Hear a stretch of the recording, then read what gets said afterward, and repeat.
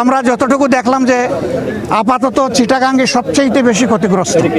এই জন্য আমরা দেরি না করেই আজকে সকালে এসেছি।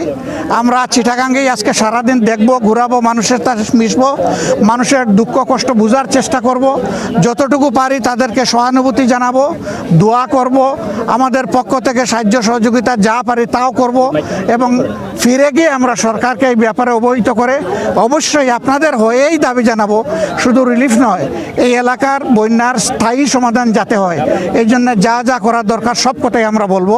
আপনাদের এমপি সাহেব আছেন, তিনি ইনশাল্লাহ আপনাদের হয়ে সংসদে কথা বলবেন, বলেছেন। আমরা তার হাতকে শক্তিশালী করব এবং আপনাদের দাবি আদায় করে দেবো ইনশাআল্লাহ। ধন্যবাদ আপনাকে।